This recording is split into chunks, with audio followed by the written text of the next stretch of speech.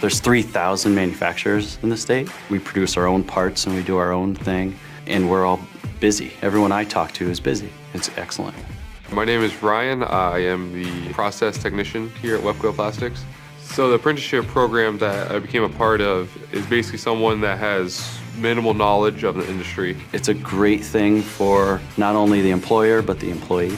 In the state of Connecticut, manufacturing is on the rise, and there are opportunities, other than a 4-year degree, to get a good-paying job.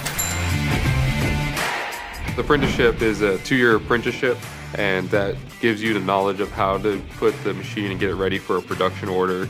So a lot of them are family-owned companies in this area, and they're just excited for anyone that's excited about manufacturing and excited to start a new career for themselves. To find out more about this opportunity and others like it in the state of Connecticut, go to cptv.org/gettingtowork.